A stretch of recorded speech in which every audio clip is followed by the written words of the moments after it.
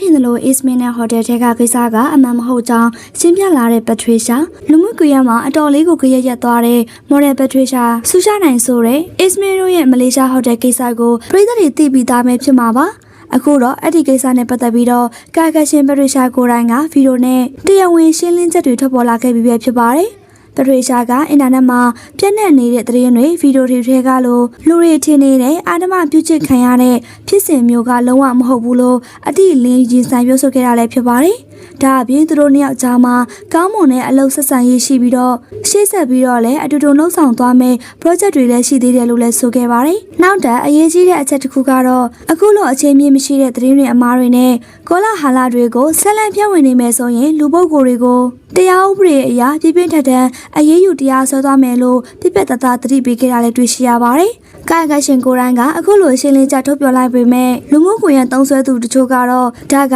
Ismail ဘက်ကအကြက်ကင်ချင်းချောက်ထားလို့များဒီလိုထွက်ပေါ်လာရတာဆိုပြီးတော့ဆက်လက်အထင်ကြီးတွေပြီးနေကြတာလည်းဖြစ်ပါတယ်။ပြည်သက်တို့ရောဒီကိစ္စကိုဘယ်လိုမြင်သလဲရှင်။နောက်ထပ်လည်းစိတ်ဝင်စားစရာအကြောင်းအရာလေးတွေကိုတင်ဆက်ပြီးသွားမှာမို့ကျမတို့ရဲ့ channel လေးကိုလည်း subscribe လုပ်ပေးခဲ့ကြပါအောင်ရှင်။ဒီကူတော့ရွှေဝဲမှာမစားခင်မှာချစ်သူလေးကိုချပြတော့မယ်လို့ကြွေးကြော်ခဲ့တဲ့ဆိုင်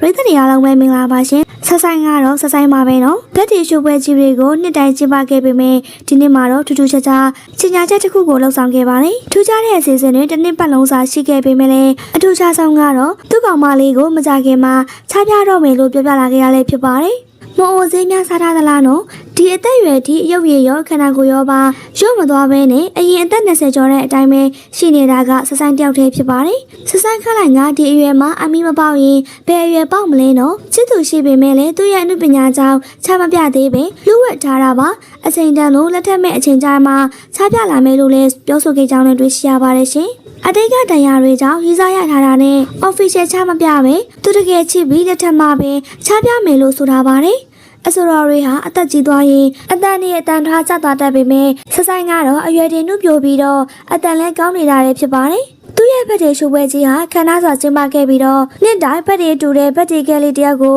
ခေါ်ပြီးတော့ surprise တိုက်လေးရှိပါတယ်။ပရိသတ်ကောင်မလေးကိုစင်မောမှာမွေးနေ့ပွဲကျင်းပခဲ့ပြီးတော့သူနဲ့အတူတချင်းတွေဆိုခဲ့ကြတာပါ။နောက်ပြီးတော့အခြားသောအနုပညာရှင်အဆိုရှင်တွေနဲ့ပါတွဲပြီးတော့မြိုင်ဆိုင်ရှိုးပွဲကြီးကိုကျင်းပတာလည်းဖြစ်ပါတယ်။ဒီတော့ပြည်သက်ကြီးတွေချစ်သူလေးကိုမကြခင်မှာကြွားလုံးထုတ်ပေါ်ပြသတော့မယ်ဆိုတဲ့ဆက်ဆိုင်အပေါ်မှာမဆက်လေးတွေဘလို့များပြီးချင်လဲဆိုတာခွန်မောင်မှာရေးသားပေးကြပါအောင်ရှင်။တကြံကုသိုလ်အဖြစ်ထမင်း900မစားရတဲ့ဦးလေးကိုစင်မော်မှာလူဒန်းခဲ့တဲ့ဖြူဖြူတွေဟာသားတယောက်ဆောင်ဖြူဖြူတွေရဲ့မတင်မဲ့ထားတဲ့စင်မော်ကအလူဒနာလေးကချီကျူးခံရတာလည်းဖြစ်ပါတယ်။မြမဆက်သမီးနဲ့ချွေပြေးလောကမှာမင်းသားမင်းသမီးတွေကိုပြည်သက်တွေကစုကြီးငွေတွေတိတ်နဲ့ချီပေးကန်ကြတာဟာရိုးရာရင်ကျေးမှုတစ်ခုလိုဖြစ်နေပါပြီ